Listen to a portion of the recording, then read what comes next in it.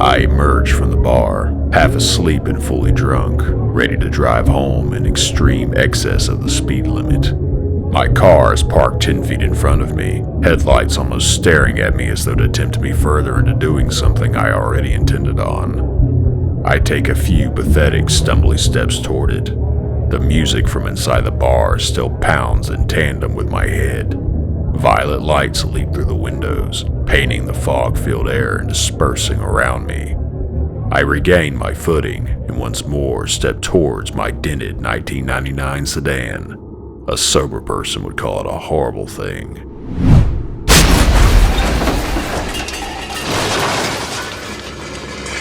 A sudden force whips my beautiful tool of self-annihilation into a scattering of parts and debris. A door here, a headlight there. The parking lot is now polluted with scrap metal. Dust obscures my further vision. As a light breeze pulls in, the dust lessens, and through it I can see a shape, large and indistinct. The breeze continues. Dust is replaced by clean air. The silhouette somehow seems to grow in stature as grotesque details come into focus. The more I can see of the figure, the more my headache worsens. I stand there, unable to move, my feet rooted to the spot as though a fiend had nailed them into the cold, otherwise unmoving concrete beneath them. Before long, the dust completely clears, and what I'm left with is abject terror. Pins and needles creep along my forearms, reaching my elbows, up and down my body. My brain stings with pain where I didn't know pain could reside. Not a headache or a migraine, but something more. A pure kind of pain. My legs grow numb as thousands of pins seem to stab into them, keeping me upright. I look down and see no such sight, just my stained jeans and wrinkled shoes. I try to move. I cannot. My body will not listen to my commands. It has a new master now.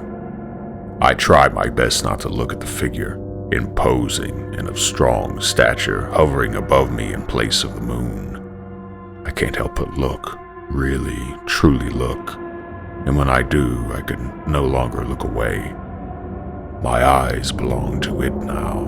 My perception exists only to give unto it glory. It knows I stare at it. I am met by its gaze. Terrible tin-pupiled eyes stare back at me 7 strong, looking not at me, but at something deep within me, something I know to exist but that I cannot define. And it looks at that thing with a hunger. It reaches within me and takes it. I no longer feel drunk.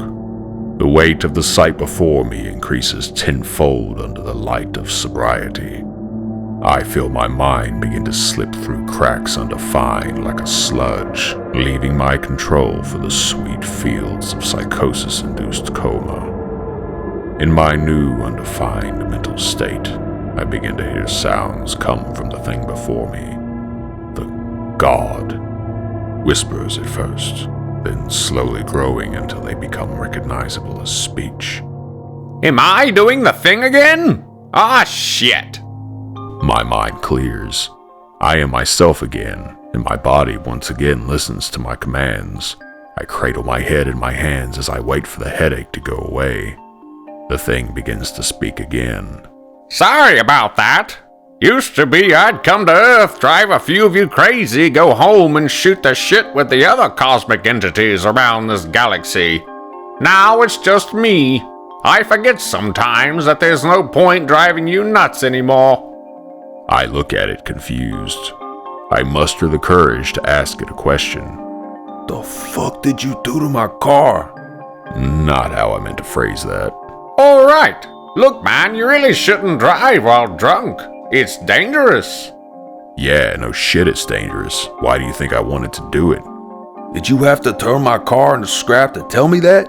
That thing was barely a car. Trust me, you'll do better for yourself selling that scrap metal and turning that money into a proper vehicle with a breathalyzer attached. I am absolutely dumbfounded. A cosmic being from beyond my comprehension hovers before me.